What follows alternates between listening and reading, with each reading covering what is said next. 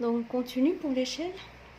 Donc, c'est outil, échelle, dessiner une échelle. Donc, MapInfo, il vous donne l'échelle la plus appropriée pour le zoom de votre contenu de carte. Donc, le zoom de l'intérieur, ce que vous avez ici.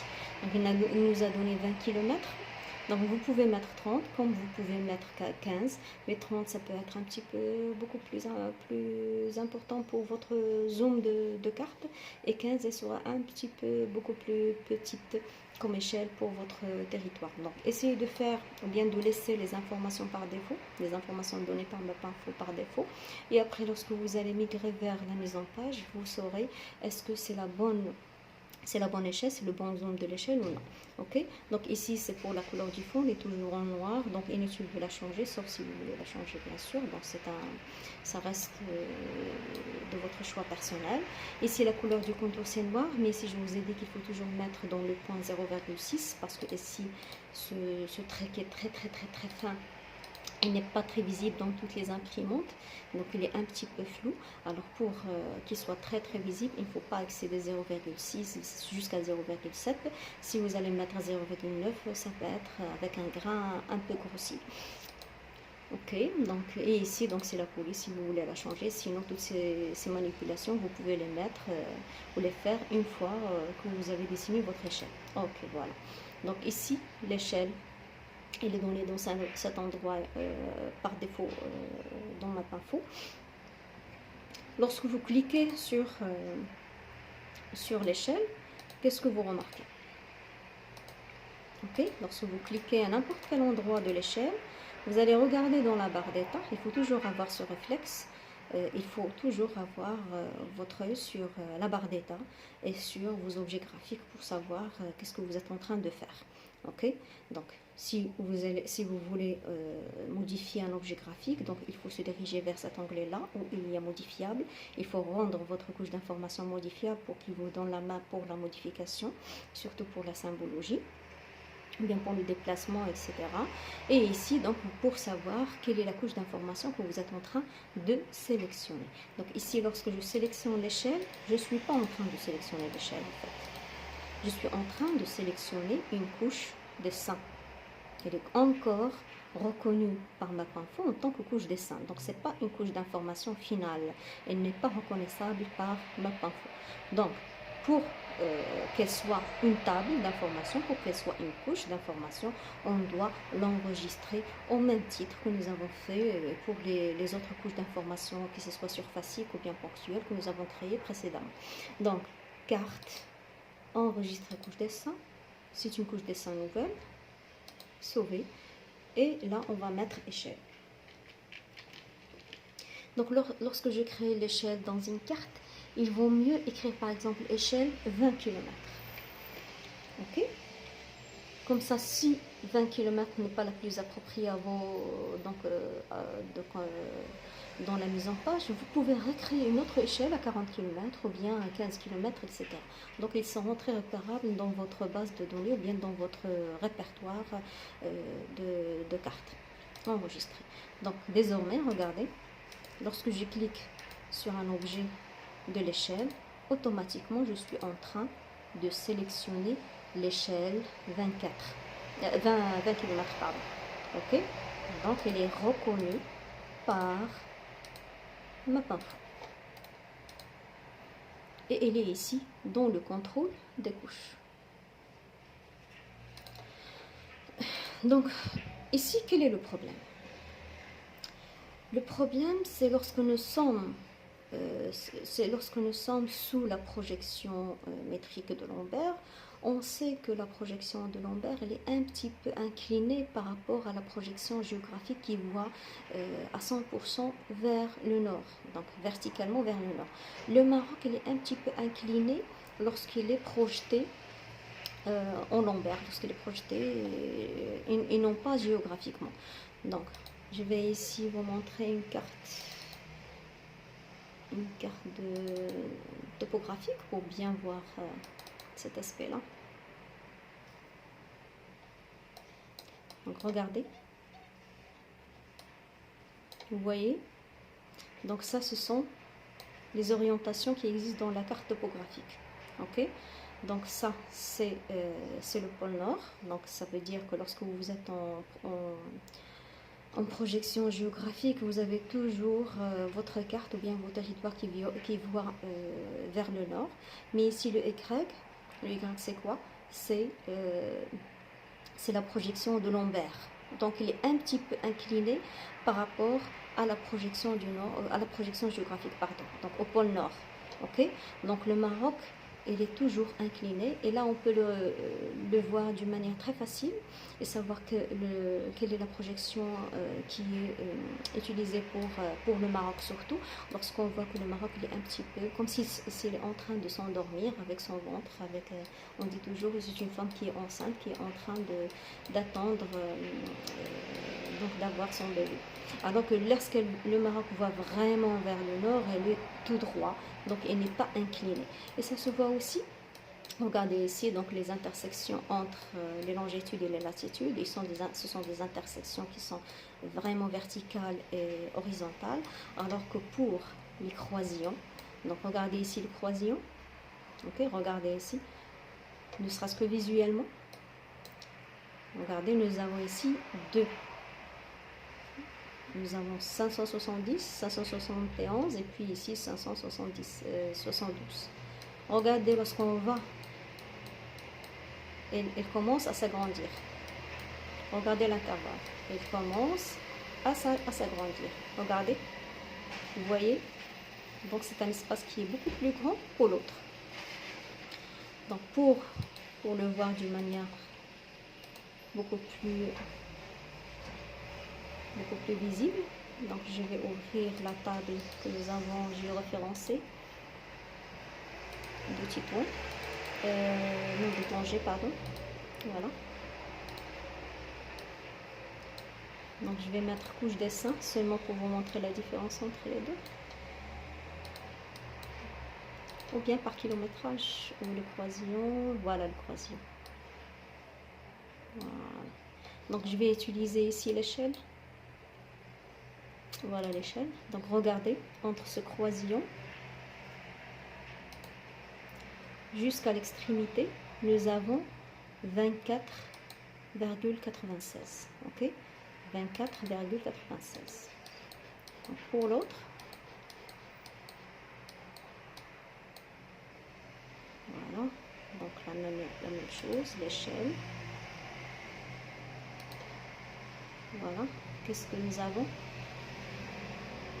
Pour l'autre, c'est 24,96. 24,96. Donc ici, nous avons 24,58. 24,58. Donc cet espace, il est beaucoup plus réduit que l'autre. Donc la carte, il est un petit peu incliné par rapport au nord. Si nous allons utiliser les coordonnées géographiques, ça n'existe pas sur cette carte, oui. Là, voilà. Regardez, nous avons ici. Vous allez avoir la même. Regardez ici, c'est l'intersection ici. Jusqu'ici, c'est 55, 59. 55, 59. Pour l'autre, voilà. Vous allez avoir toujours 55, 59. Voilà, 55, 59. Ok, donc c'est la même chose. Alors donc lorsque la carte elle est projetée géographiquement, donc le Maroc ou bien le territoire il voit automatiquement vers le nord sans inclinaison.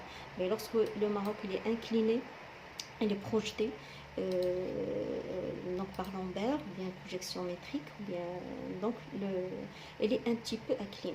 Donc pourquoi je dis tout ça? Parce que lorsque votre territoire il est un petit peu incliné, l'échelle elle est aussi inclinée. Donc nous n'avons pas une droite qui est vraiment horizontale, mais elle est un petit peu inclinée. Donc la carte, donc la droite de l'échelle, elle n'est pas très horizontale. Donc pour pallier à ça, pour ne pas avoir ce problème, on doit l'ouvrir dans une nouvelle fenêtre carte, qu'elle soit qu'elle voit pratiquement vers le nord, sans avoir ce défaut de projection. Donc regardez, lorsque je zoome et je dézoome, l'échelle, elle va aussi respecter le zoom et le dézoom. Elle va se rétrécir ou bien se agrandir selon l'échelle de visualisation de ma carte. Ok? Donc voilà. Voilà. Ok? Mais lorsque je vais fermer l'échelle, je vais fermer tous les queries. Voilà. Je dois la réouvrir, mais cette fois-ci, l'échelle 20. Visualisation, c'est une visualisation, une nouvelle fenêtre carte. Voilà. Et qu'est-ce que vous remarquez? Donc à force et à mesure que j'agrandis ou bien je rétrécis le zoom, mon contenu de carte, il ne réagit pas. Donc il n'y a pas une liaison automatique entre les deux. Ok? Donc je rétrécis l'échelle, aucune réaction du contenu. La même chose, je rétrécis le contenu, donc aucune réaction avec l'échelle. Donc comment rendre l'échelle réelle pour ma carte? La technique est simple. Donc la technique est simple. Je dois, par le bouton droit dans le zoom, reprendre l'échelle ou bien le zoom de mon échelle. Donc vous avez ici le zoom de votre échelle 1 cm égale à 5,032 km. Donc je reprends 5,032, CTRL C. Et dans mon échelle, je vais coller dans l'échelle 1 cm égale, ici c'est 2,661 km. Donc je vais coller 5,032. Donc automatiquement, j'ai les deux échelles qui sont réelles maintenant. Donc ils sont adaptés. Donc cette échelle, elle est pour cette carte. Ok? Donc après, je peux modifier l'échelle en rendant modifier mon échelle. Donc je vais la rendre beaucoup plus reconnaissable. Donc ici le 20, je vais écrire ici kilomètres. Voilà. Je rétrécis et j'enregistre les modifications bien sûr. Donc ici, je réduis cette fenêtre parce que je n'en ai plus besoin, parce que elle est adaptée au zoom de mon contenu de carte. Je peux même rétrécir aussi la légende parce que je n'en ai plus besoin.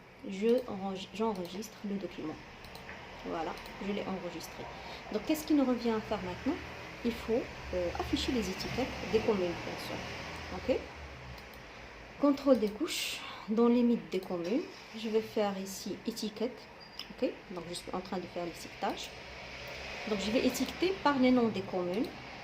Donc visibilité, oui, bien sûr. Permettre duplication, non, parce que je sais que les noms des communes ils ne doivent pas être dupliqués, ne doivent pas être répétés, surtout pour cette zone. Et si vous êtes dans une zone beaucoup plus large, vous pouvez trouver deux communes qui portent le même nom. Par exemple, si vous allez travailler sur les communes marocaines, vous pouvez trouver deux Tarazout, Tarazout du Rif, Tarazout du Souss, donc plusieurs communes qui portent le même nom. Donc là, vous pouvez laisser permettre duplication. Mais pour ma carte, puisque je sais très bien que les communes ils ont un seul nom, ils n'ont pas de noms qui sont identiques, donc je dois décocher permettre duplication. Comme ça, si je trouve une commune sans étiquetage, je saurai que cette commune, j'ai oublié ou bien j'ai fait une faute de copier-coller du nom et j'ai dû entrer un nom qui existe déjà.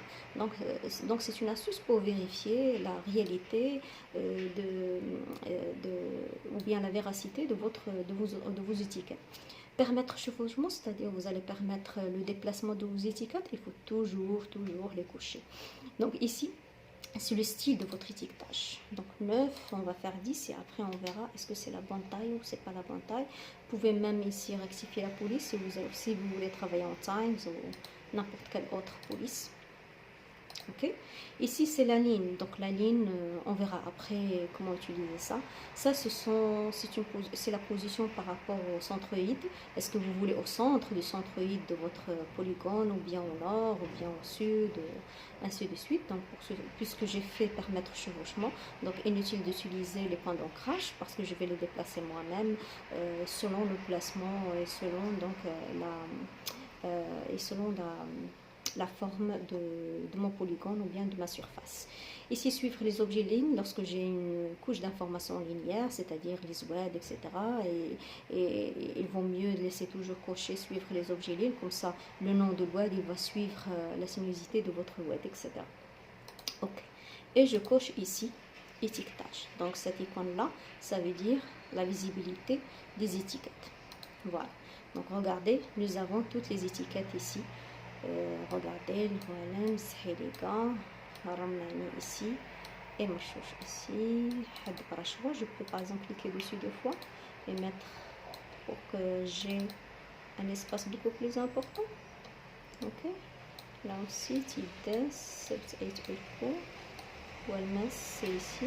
Chmur. Et Tichou. جمع الطلبة تحيد أوريدال. Donc je vais le faire ici comme ça. Je n'aurai pas ici une condensation. Khmisset, c'est ici Khmisset, mais on verra après comment pallier à tout ça. Et Malek, c'est Dialal Bahraoui. Donc ici vous ne pouvez pas à ce stade dans le contenu de carte vérifier est-ce que vos étiquettes sont à leur bon emplacement ou non, c'est dans la mise en page. Mais ici j'essaie seulement de rendre mes étiquettes un petit peu beaucoup plus espacées par rapport aux autres pour ne pas qu'il y ait trop de densité. Et Cyberne ici. Donc Tifet ici. C'est des voilà, et on verra après pour les autres. Donc là où il y a une étiquette qui est très longue, il vaut mieux la diviser en 2 ou bien en 3 selon l'espace de votre commune. Donc Hedouran, regardez ici, nous avons Hedouran. Je peux utiliser cet onglet là, regardez, et je peux l'incliner pour qu'elle soit à l'intérieur. Voilà, ok. Donc Hedouran ici, voilà. Donc elle est devenue un petit peu beaucoup plus gaie, beaucoup plus. Donc pour Romani, pour Wellness, pour Tifel, c'est pour Nissel, je peux ici dans le A avec le style de texte mettre le gras et mettre par exemple 12 parce que ce sont les capitales du cercle. Donc voilà, donc pour qu'elle soit beaucoup plus visible et puisqu'il y a ici beaucoup du noir, je peux même utiliser le halo. Regardez, c'est un blanc qui est sur chaque lettre de l'alphabet. Donc comme ça, il sera beaucoup plus visible. Regardez. Voilà. Donc après, je peux mettre ici Hajjam pour qu'il me donne un peu d'espace pour l'autre. Donc ici, c'est Khmisset. Je peux même Khmisset puisque c'est la capitale provinciale, la mettre en majuscule. Voilà, Khmisset. Voilà. Ok. J'enregistre le document. Enregistrer toujours, remplacer, oui bien sûr, je vais le remplacer. Et puis ici, je bascule vers le mode mise en page. Pour basculer vers le mode mise en page, c'est dans fenêtre. Donc je vais ajouter une autre fenêtre. Donc c'est dans le menu fenêtre mise en page. Donc là, il y a une fenêtre d'assistant. Donc il va vous dire créer une nouvelle fenêtre de la mise en page avec. Est-ce que vous voulez seulement un cadre qui contient le contenu de carte, c'est-à-dire siège du cercle, limite, etc. C'est ça. Regardez le nom de cette fenêtre. Siège du cercle, limite des communes cartes, ça. Est-ce que vous voulez seulement une mise en page avec seulement le contenu de carte ou bien vous voulez un cadre pour chaque fenêtre active. Donc chaque fenêtre qui est active ici, elle sera ouverte vers votre mise en page ou bien aucun cadre. Vous voulez aucun cadre, vous voulez seulement la fenêtre de la mise en page et après au fur et à mesure que vous avancez dans votre travail, vous pouvez ajouter vos propres encadrés ou bien vos propres fenêtres. Donc pour moi, je vais faire tous les cadres qui sont ouverts ici. Voilà. Donc il va vous donner donc la fenêtre. Regardez, c'est une fenêtre. Donc c'est une fenêtre qui comprend mise en page. Ok. Voilà. Je vais faire ici lorsqu'on est dans la mise en page. Donc automatiquement il y a un menu nouveau qui réapparaît, qui est adapté au menu mise en page. Donc dans la mise en page, vous avez ici les zooms. Ok. Lorsque vous faites zoom ou bien vue pleine page. Donc ça c'est la pleine page pour pouvoir travailler d'une manière aisée. Ok. Lorsque vous faites mise en page vue taille réelle, ça veut dire c'est la taille réelle que vous aurez sur votre papier. Ici, c'est la taille A4 par défaut. Donc c'est ça, vous allez voir donc les noms des étiquettes comme ça, c'est écrit comme ça. Vous allez avoir cette taille des étiquettes. Donc vous saurez déjà, lorsque vous faites mise en page taille réelle, est-ce que la taille de vos objets graphiques, est-ce que la taille de vos étiquettes, est-ce que la taille de votre légende, elle est appropriée à l'impression, ou bien il faut l'augmenter, ou bien la restreindre davantage, etc. Donc c'est en utilisant mise en page, taille réelle. Donc lorsqu'on va travailler au premier lieu, on va faire vue pleine page. Donc pour avoir un niveau d'ensemble de votre mise en page. Donc à ce stade, toujours, Mapinfo, il va vous donner 2 pages. Donc regardez ici, vous avez ici une ligne en pointillé, ça veut dire que vous travaillez dans 2 pages et non pas une seule page. Donc pour avoir une seule page, ok, donc vous allez dans mise en page, option, et ici, la largeur, au lieu qu'elle soit de 2 pages, il faut mettre une seule page seulement. Voilà, donc vous avez maintenant une seule page. Donc je vais mettre ici la légende, je vais mettre ici l'échelle. Regardez, j'ai ici mon contenu de carte, mais regardez, elle déborde un petit peu sur ma page. Donc si j'imprime ma carte telle qu'elle est affichée maintenant, donc je n'aurai pas tous ces espaces qui sont ici. Donc je dois rétrécir ma carte, mon contenu de carte, pour qu'il entre dans la suprématie de ma page. Donc pour rétrécir le contenu de carte, il faut cliquer dessus bien sûr, mais il ne faut pas faire ça. Regardez, il ne faut pas faire ça. Merci. Si vous faites ça, vous êtes en train de déformer votre territoire. Il ne faut pas faire ça. Vous déformez votre travail. Donc il n'y a aucune liaison avec votre territoire d'origine. Donc pour rétrécir mon contenu de carte, il faut impérativement rétrécir aussi l'échelle qui va avec. Ok? Donc je vais sélectionner tous les deux et je vais enfoncer Shift. Il faut enfoncer Shift, c'est obligatoire, sinon vous allez déformer votre territoire. Et par cet onglet-là, ou bien cet onglet, ou bien les 4 coins de votre carte, vous allez choisir un. Et regardez lorsque vous rétrécissez, l'échelle elle est sauvegardée. Donc vous n'avez pas de déformation de territoire. Et je vais l'entrer dans ma page. Voilà. Donc maintenant, ma page, bien mon contenu de carte, elle est sur ma page. Donc ici c'est la légende, ok, donc je vais mettre ici en haut, la légende je vais la mettre ici par exemple, je peux la mettre en deux, on verra après comment.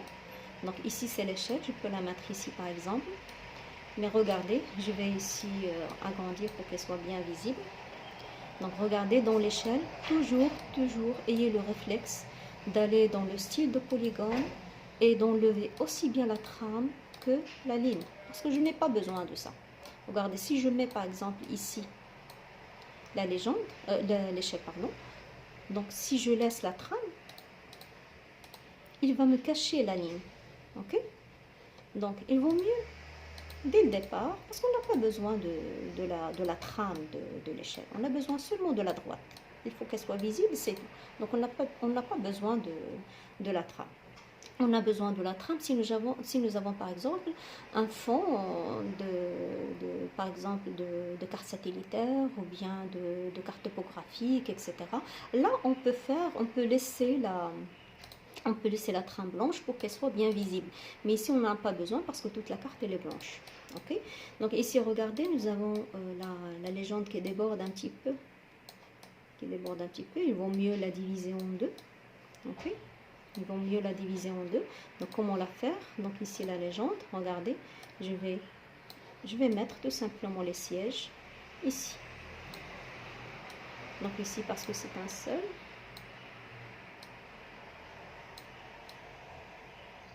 Voilà. Et la commune. Voilà. Et voilà mon échelle. Ma légende, pardon. Et je rétrécis. Donc ici, pour aller à la mise en page, soit je fais fenêtre, mise en page, voilà, soit je vais, voilà, elle est là. Ça c'est la mise en page et j'agrandis.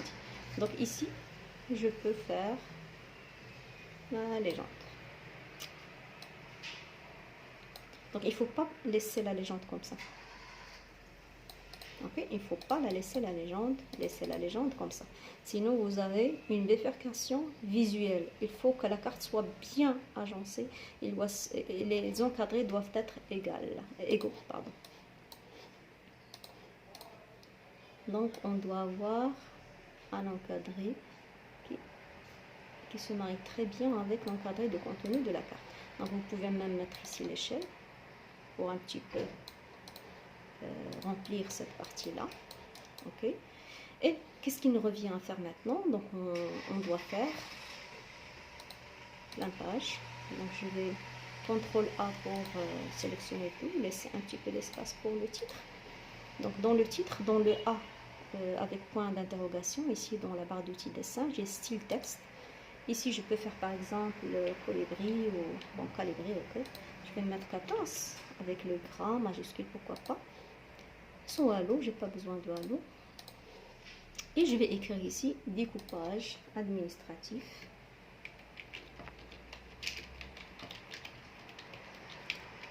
de la province de Rimouset. Ok, voilà. Voilà. Donc je peux ajouter un encadré pour bien limiter mon... Qu'est-ce que vous remarquez? Donc je vais mettre annulé. Et je vais agrandir pour que vous puissiez bien voir. Regardez, j'ai mis ici l'encadré. C'est pas un polygone, c'est l'encadré. C'est un cadre. Je l'ai dessiné. Mais il est invisible. Pourquoi il est invisible? Il est invisible pour tout simplement parce que j'ai modifié la symbologie de mon échelle. Rappelez-vous, lorsque nous avons enlevé la trame et la ligne, donc automatiquement lorsqu'on met polygone avec point d'interrogation, c'est-à-dire le style de polygone, donc les mêmes symbologies, les mêmes styles sont gardés ou bien sont sauvegardés par Mapinfo. Donc lorsque j'ai dessiné ici l'encadré, il existe, mais il n'est pas visible parce qu'il a gardé la symbologie que j'ai faite pour l'échelle. Donc il faut seulement revenir, ici la trame c'est blanche, et puis la ligne, tout en utilisant 0,6 comme toujours. Ok, donc il a caché le titre, c'est pas grave. On va mettre par contrôle, cliquer dessus, et par le bouton droit, placer dessus. Il sera visible. Ok, donc ça, si vous voulez utiliser par exemple l'encadré. Puis ce qu'il nous reste à faire, c'est la source. On va mettre ici source. C'est le ministère de l'Intérieur. 2014, je crois, 2016. Et nous avons l'auteur. L'auteur ou bien réalisation, ou bien conception, ce que vous voulez. Hein. L'auteur. Et nous allons mettre votre prénom et votre nom. Pour moi, je vais faire XY comme toujours. Ok. Qu'est-ce que vous remarquez? Donc nous remarquons. Regardez. Je vais zoomer sur toute la carte, comme ça il sera très visible. Nous avons mis pour le titre la taille 14, mais Mapinfo il a laissé la même symbologie que j'ai utilisée. Donc ici pour la source ou pour l'auteur, je vous ai dit toujours qu'il faut être très modeste et que l'important dans la carte, c'est d'avoir le titre pour voir quelle est la problématique qui est transmise par votre carte. C'est le contenu de votre carte, et puis en deuxième lieu c'est la légende et l'échelle, et en dernier lieu ce sont les autres informations de renseignement de votre carte, de renseignements supplémentaires dans la source et l'auteur bien sûr. Donc toujours il faut être un petit peu modeste, ne pas utiliser le gras ni le majuscule, vous pouvez utiliser l'italique, pas de calibri mais c'est de l'arial parce que ce sont des informations ordinaires. Okay. Et puis il ne faut jamais excéder 10 ou bien 11 lorsque vous êtes en A4. Ok, moi je vais mettre 10. Voilà. Donc ici l'auteur et ici la source qui est le ministère de l'Intérieur. Qu'est-ce qu'il nous reste encore? Il nous reste l'orientation du Nord. Donc pour l'orientation du Nord, c'est ici, c'est dans le symbole ponctuel, style du symbole. Je vais dans Mapinfo Rose. Voilà. Et ici, vous avez une multitude de normes, d'orientation. Donc, c'est à vous de choisir celle qui vous convient le plus. On a 4, c'est 26, 28, ce que vous voulez. Donc, je vais utiliser n'importe laquelle. Je vais utiliser celle-là, par exemple. Et en utilisant l'icône du symbole, du point, je vais la mettre pratiquement au nord. Ok, donc ça, ce sont des opérations, bien des informations qui sont utilisées seulement dans le cadre de la fenêtre de la mise en page. Et il ne faut pas les utiliser dans la fenêtre ici, parce que ici on ne met que les choses ou bien que les objets graphiques qui sont géoréférencés, qui ont une adresse géographique exprimée en X et Y, c'est-à-dire des coordonnées géographiques. Donc, je crois que j'ai survolé des fichiers enregistrés documents sous. Donc, nous avons fait tout ça. On peut par exemple différencier entre une commune urbaine et une commune rurale. Ok. Donc, ici, dans le contenu, je vais lui donner, sélectionner, limite de commune. Je vais lui dire de me sélectionner toute la typologie de communes urbaine. Donc, commune urbaine. Voilà. Je sais pas, est-ce que j'ai cette information, limite de commune. Ah, seulement rural, urbaine. Ok. Sélection. Regardez, lorsque j'ai fait commune rurale, il n'a pas réagi parce qu'il n'a pas trouvé commune urbaine écrite dans la base de données attributaire. Donc, type, c'est urbaine. Voilà, automatiquement, elle les a sélectionner. Je vais rendre modifiable limite des communes, regardez, et je vais lui donner une couleur rouge pour la différencier des communes rurales enregistrées. Donc dans la légende, regardez ici, je vais rafraîchir. Automatiquement, il va m'ajouter l'autre pour dire que c'est une commune urbaine. Donc le blanc, c'est pour rendre la commune urbaine en premier et la commune rurale en deuxième, il faut rectifier aussi les communes rurales, comme ça. Je vais faire rural. Ok. Je vais seulement rectifier ici 7. J'enregistre et je rafraîchis. Ah, il y a plusieurs. Donc sélectionnez toutes les communes.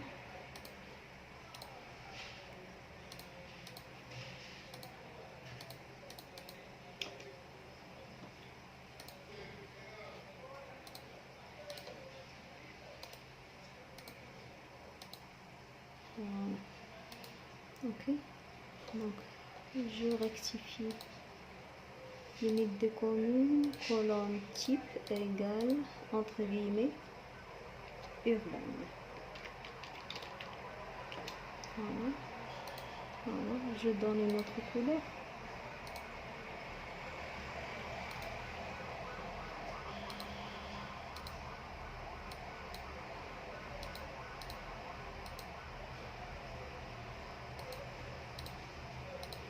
C'est la même couleur. Voilà. J'enregistre. Rafraîchir. Ok. Donc ici urbaine, commune rurale.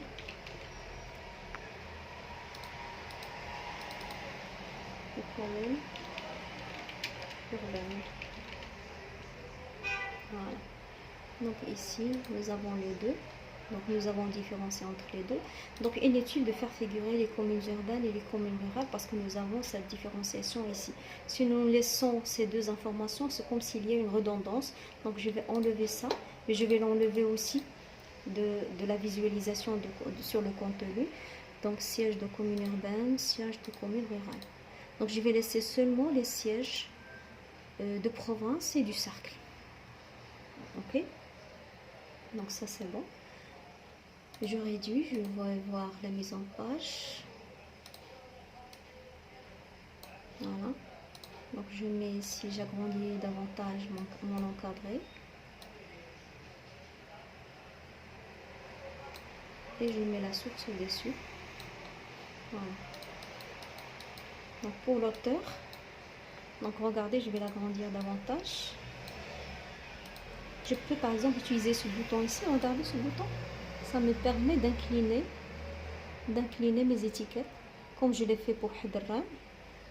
Ok, donc je peux le faire comme ça, qui voit vraiment vers la droite, ou bien en cliquant dessus et on va mettre ici 90 degrés. C'est l'angle. Ok, voilà. Je peux le mettre de ce côté-là. Mise en page, taille, pleine page. Donc regardez, ça c'est ma carte. Je peux utiliser aussi comment. Donc maintenant il faut savoir est-ce que mes étiquettes ils sont à leur emplacement idéal ou non. Donc mise en page taille réelle, regardez. Donc ça c'est la taille réelle. Donc regardez, nous avons ici des chevauchements entre les étiquettes.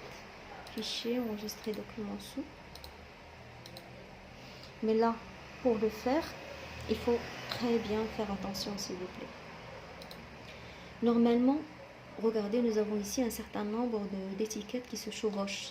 Donc, je peux essayer de faire comme ça.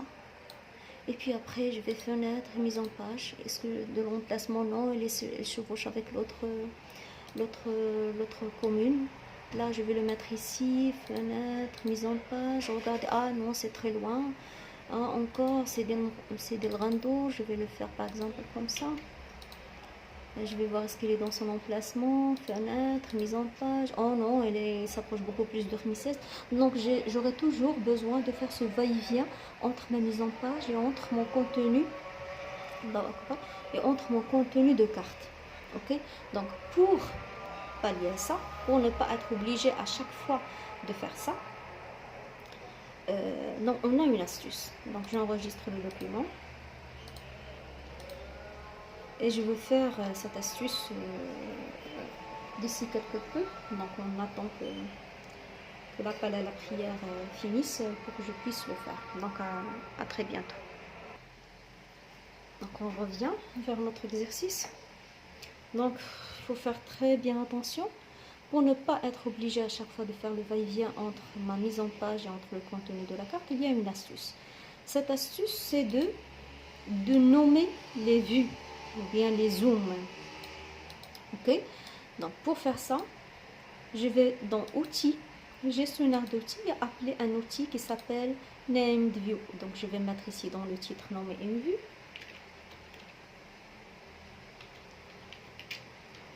Ou bien named view tout simplement. Et dans le chemin d'accès, je vais chercher N et il va me donner named view. Voilà, NView NVX. Ok, et je vais l'ouvrir et je vais mettre OK. Automatiquement il va nommer une vue. Et là aussi il faut faire toujours chargement automatique pour ne pas être obligé à chaque fois que vous allez ouvrir votre fichier MapInfo, vous serez obligé de faire cette opération, bien cette manipulation. Ok, donc automatiquement vous avez ici outil nommer une vue, bien named views. Ok, donc je vais vers named views. Ici j'ai déjà une, donc reset. Et je vais faire add. Donc ici c'est la vue de mon contenu. Donc vue initial. On va faire initial. Ok. Add.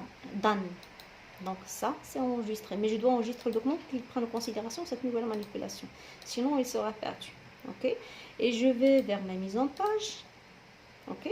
Je clique dessus 2 fois sur mon contenu de carte, non pas un encadré que vous allez créer après, et je vais prendre l'échelle, le zoom de l'échelle.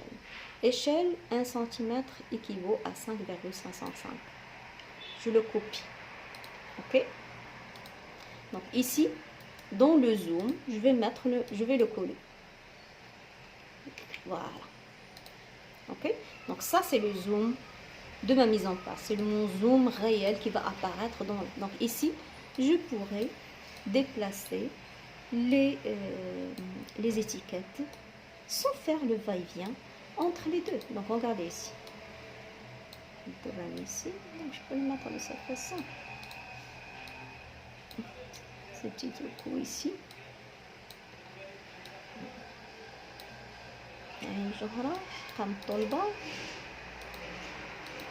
Donc c'est beaucoup plus facile lorsqu'on utilise. Donc là, donc ici, puisque cette étiquette, donc je peux la faire en 3. On verra est-ce que c'est bon, c'est pas bon. Oui, c'est bon. Mais regardez, nous avons ici un certain nombre de caractères qui se chevauchent entre les limites.